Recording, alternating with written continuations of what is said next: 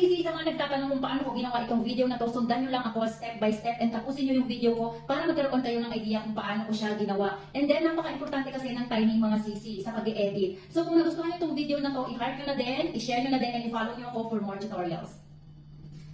Open nyo lang yung CapCut nyo mga sis, tapos huwag kayong pipindot ng kahit anong pro dyan kasi may bayad dyan. Wala tayong pambayad, doon lang tayo sa free. So new project, hanapin natin yung video na ginawa natin. So ako dyan, panoorin nyo to step by step para makagawa kayo ng sarili nyong video, okay? So ayan, ilalagay natin ang karton, bubuksan na natin yan, and then hanapin nyo kung saan tumalon na kayo na nakalusot na yung paa nyo sa karton. Kunwari, ganyan. And then, pindutin nyo yung video nyo, hanapin nyo sa baba ang freeze mga sis. Ayan yung freeze. So i-freeze natin yan. Naka-freeze na yan, so umalis na kayo. After nyong tumalon, alis na kayo dahil kukuha tayo ng empty background. So, pindutin nyo yan and then split. Etong basura na to, parang kaibigan nyong umaahas kung kani-kanino. Pindutin nyo yan and then i-delete nyo na din. So, ayan, empty background. Huwag nyong kakalimutan ng empty background. Pindutin nyo yan and then split. Ngayon mga sis, balik na kayo sa karton. Isara ninyo yan and then mag-inarte na kayo na parang nabibigatan kayo sa sarili ninyo. Parang ako, sarili ko, bigat na ako. So, ayan. Eto ang clip natin mga sis, 4 lang. Ayan, yung pumunta na kayo, ayan, sa karton, tapos etong empty background, tapos etong isasara nyo na. So, okay, mag-start na tayo mga sisi ha. Ngayon, pumunta kayo doon sa na-freeze. Pindutin nyo yung naka-freeze and then hanapin nyo ang overlay. Pag naka-overlay na yan mga sis, hanapin niyo ang empty background habang naka-highlights yan, nakaputi. Pindutin nyo ang remove BG. And then auto removal, hintayin yung mag 100% yan or mag green check bago nyo i-check, okay? And then mga sis, ibababa natin yan. Pero bago natin ibaba yung video natin, ilagay nyo ito sa 0.5 mga sis. 0.5. Ayan. Kahit 0.4, bahala na kayo. Depende sa inyo kung paano kayo mag-adjust or paano nyo i-adjust. Kung anong gusto nyo, 0.5, 0.6, bahala kayo. And then mga sisi, kailangan pantay sila nitong empty background. Tingnan nyo, kasi yung empty background natin napakahaba. Mga sis, kailangan natin ipantay yan. So, kailangan natin ipantay, split natin dyan. Kailangan pantay sila. So, itong excess empty background, delete na yan. So, ito na siya mga sis. Ayan. Ngayon, ang gagawa natin, pindutin nyo yung video nyo. And then, lagyan natin yan ng keyframe. Yung diamond na tinatawag. Ayan, pindutin nyo yung diamond, mga sis. Ayan, napindot. And then, i-adjust nyo yung video nyo sa pinakadulo. Ibaba nyo yan hanggang sa karton. Ayan, yung hindi kayo kita. Ayan. Kunwari ganyan. Wait lang mga sister. Ayan, dapat hindi tayo kita. Ipantay nyo lang yan, dyan. And then, mga sis, tignan natin, i-play nyo. Charan! O, ayan. Charan! Kita tayo, ano? Kita. Ayan, kita pa rin tayo. So, ang gagawin ninyo, pindutin nyo yung empty background mga sis. Yung empty background kasi hanapin nyo yung overlay. Ilalagay natin yan sa third layer. I-overlay natin yan mga sis. Ay, bago natin i-overlay yan, okay lang i-overlay natin. Bago natin i-overlay yan mga sis, yung pangalawang video nyo, ayan. Tignan nga natin ulit, play natin. So, ganito mga sis, nakaganyan na siya, no?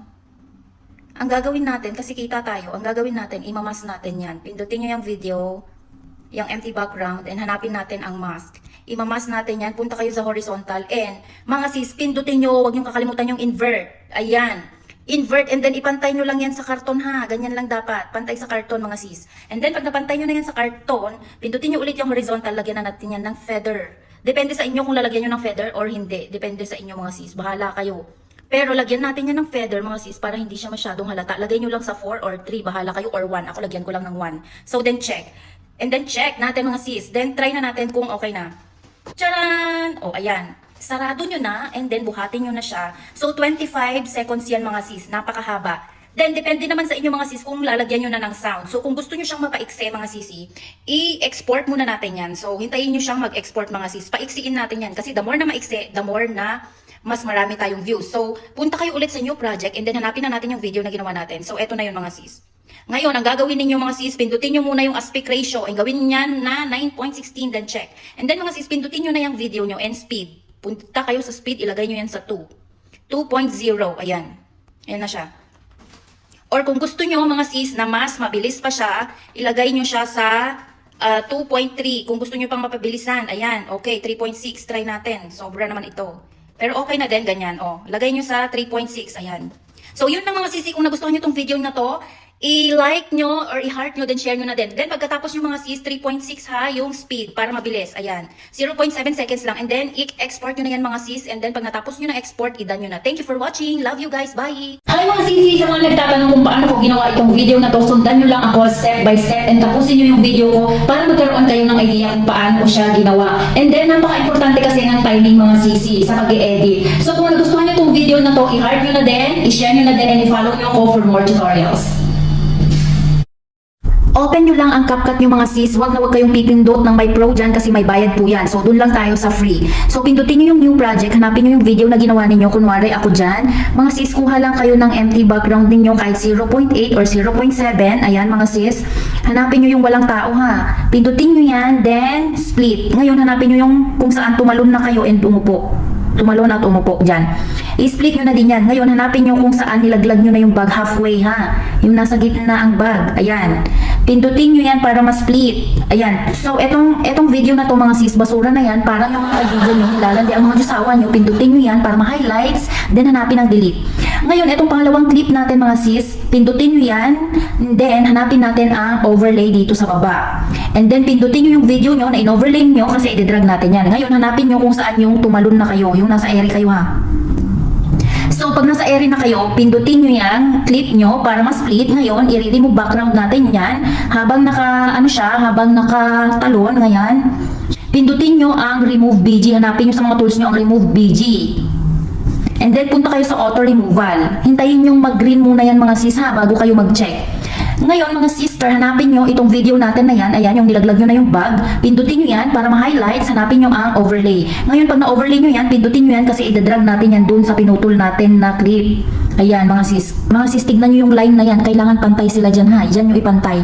Ngayon, pansin nyo, hindi sila pantay. Yung dulo to dulo, dapat pantay yan mga sis. Pindutin nyo yung video nyo and then split. And then, itong excess video na yan, delete nyo na yan para mga kaibigan nyo mahilig lumande sa mga jusawa nyo. Hoy, delete nyo na yan. So, eto na yan mga sis. Ngayon, punta kayo doon sa tumalon kayo. Kita nyo, ganyan. Ayan. Ang gagawin natin dyan mga sis is, pindutin nyo yung, ayan, mga sis, yung tumalon kayo. Ngayon, ipantay nyo yan dyan sa bag. Okay, ganyan dapat mga sis. Lagyan nyo yan ng K-frame, yung diamond. Okay, nalagyan nyo na yan ng K-frame. Ayan, yung umupo na kayo. Ngayon, dyan mga sis, yung dulo. Ayan, yung dulo niya. Kailangan mga sis, paliitin nyo kayo. Okay? Dapat lumiit kayo mga sis. Ayan, kung hindi nyo mahanap hindi kayo marunong na magpaliit, hanapin nyo yung basic dito sa baba. Ayan, hanapin nyo ang basic. Then, punta kayo sa scale. Dapat ilagay nyo yan sa 1. 1 lang dapat para lumiit kayo. Ngayon, nakikita nyo yung blue dyan sa screen na yan. Ilagay nyo yan sa bag. Yan, dyan sa bag. Ayan. So, check. So, i-review natin. So, yan. Ngayon, nakikita pa rin tayo mga sis. Dapat hindi tayo kita dyan yung naglaglag tayo ng bag. Ngayon, pindutin nyo yan. Hanapin nyo ang mask. Pindutin nyo ang horizontal and pansin nyo, hindi na nakita yung bag. Ngayon, ang gagawin nyo, pindutin nyo yung invert. Huwag kalimutang pindutin ang invert mga sis ha, and then adjust. Punta kayo sa rotate kung hindi kayo marunong mag-rotate. Ayan.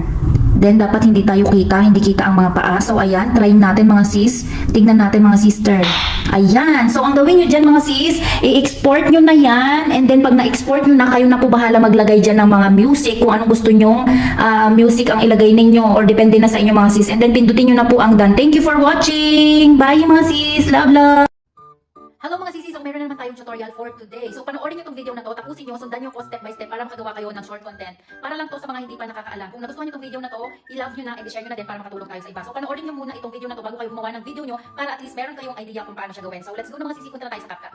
Hello mga sisi, so open nyo ang CapCut nyo and then i-slide nyo yung CapCut nyo pababa and then remove background. Picturean nyo muna isa-isa yung mga sapatos ninyo mga sis bago nyo gawin ito. So ayan, pindutin nyo yan, automatic na yan magre-remove background. So hintayin nyo lang mag 100% pag okay na export nyo na yan. Picturean nyo isa-isa yung mga gagamitin yung sapatos, okay? So punta na tayo sa new project, hanapin nyo yung ginawa ninyong video. So ako ayan yung ginawa ko. So eto na mga sis, hanapin nyo kung saan yung hinagis nyo na yung chinelas. Kunwari ako dyan, timing dyan. Pindutin nyo yung video nyo and split. Hanapin nyo naman kung yung natapon na. Yan. I-split nyo dyan mga sis. And then, eto, maliit na yan mga sis. I-delete na natin yan dahil hindi na yan kailangan. Paano ba yan madidelete kasi hindi nyo yan mapipindot dahil napaka-iksi yan. So spread nyo lang yung dalawang kamay nyo mga sis. Ayan, ibukan nyo yung dalawang kamay nyo. Pindutin nyo yung screen, ibukan nyo. And then pindutin nyo yan dahil basura na yan, delete. So ngayon mga sis, hanapin nyo naman kung saan na kayo mag-start magsipa. Kunwari dyan ako, pindutin ko yung video split.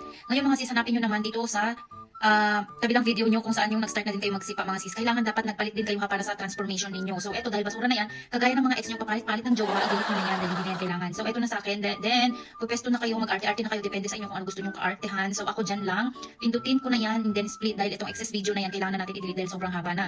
So eto na siya mga sis. Ngayon, ang gagawin nyo, hanapin nyo naman kung saan yung start nyo nang hinagis yung chinelas. Di ba ako dyan? Diyan nag-end. Ngayon, pindutin nyo yung overlay, add overlay. Dito nyo hanapin yung mga sapatos na pinicturan nyo isa-isa. So ako eto, pinicturan ko na yan isa-isa. Kaya sabi ko sa inyo, bago kayo gumawa ng video, picturan nyo and remove background yung mga sapatos na gagawin ninyo. Kasi nga, kailangan dyan, tugma mga sis. Ayan na. So ipapantay lang natin siya para ano. And then palakihin natin konti yung sapatos para hindi naman siya halata. So ayan na. Ngayon mga sisi, dahil sobrang haba niyan, paiiksiin natin yan ng 0.2. 0.2 lang mga sis. Ayan. Di ba ayan na siya? So, lalagyan natin yan ng keyframe mga sis. Lagyan natin ng keyframe sa unahan muna, okay? Sa unahan lagyan ng keyframe. And then dito, sa pinakadulo niya, i-slide nyo yun na yung sapatos. Automatic na yan magkakaroon ng keyframe. So, ganito na siya. Ayun. Ngayon, i-add overlay na naman natin yung next na sapatos na gagawin natin. Add, hanapin nyo yung sapatos na ulit na gagawin natin. So, ayan mga sis, ito na siya. Ayan, dyan yung ilagay. Okay? And then, papaiksiin na naman natin yan ulit dahil napakahaba. Gagawin nyo na naman 0.2. So, ito na, 0.2. Pindutin nyo yung video sa unahan. Punta kayo ulit sa unahan. Lagyan nyo yan ng keyframe. And yung sa dulo, ipantay nyo yan sa dulo and then slide nyo na yung sapatos. Automatic yan na magkakaroon ng keyframe. Ngayon, add overlay, yung susunod na sapatos na ilalagay natin. Kaya sabi ko sa inyo mga sis na mag-remove background muna kayo ng mga sapatos ninyo. Ayan. Dahil sobrang haba, gagawin natin yan. 0.2 lang mga sis ha. 0.2 lang dapat. 0.2. Ngayon, lalagyan natin ng keyframe. Ayan, pindutin nyo yung video, lagyan ng keyframe, yung diamond ng keyframe. Then, i-slide nyo sa dulo ng video nyo and then i-slide nyo din yung sapatos. Kasi automatic na yan na magkakaroon ng keyframe. So, mag-add ulit tayo ng sapatos. Ayan. So, syempre palitin nyo yung sapatos, hindi naman pwedeng takip na yung mukha nyo. Diba? Palitin nyo konti. Ipitin nyo mga sis, gamitin yung mga kamay ninyo. So, ayan, gagawin lang natin na 0.2. 0.2 mga sis. Para timing. So, lagyan nyo ng keyframe muna unahan, i-slide nyo yung video sa dulo, slide nyo din yung sapatos ninyo. Then, sabi ko nga sa inyo, automatic na yan magkakaroon ng, eto na siya, tignan natin ha. Ayan, kailangan mabilisan mga sisi. And then, add ulit tayo ng sapatos. Kunwari iyan. Kaya sabi ko sa inyo, paliitin nyo yan. Paliitin nyo yung sapatos, pantay nyo ganyan. Kunwari ganyan. So, lalagay ulit natin yan ng 0.2 guys. Konting tiyaga lang sa pag-i-edit. 0.2, yan sa unahan, lagyan ulit ng keyframe. Ayan, then i-slide nyo na yung sapatos ninyo. Kasi automatic na yan na magkakaroon ng keyframe. So ngayon, yung isa ulit, kaya sabi ko sa inyo, isa-isahin nyo munang mag-remove background sa mga sapatos na gagamitin ninyo. I-slide nyo lang, dapat 0.2 yan. Ayan. So sa unahan, lagyan nyo ulit ng keyframe, yung diamond. And then, i-slide nyo yung video, yung pinakadulo nyan. And then, slide nyo ang sapatos. Eto na mga sis. Ayan. So, lalagyan ulit natin ng sapatos. Mag-add overlay ulit tayo sa sapatos. Eto na yung pinakalas na sapatos na gagamitin natin yan. So, ayan mga sis.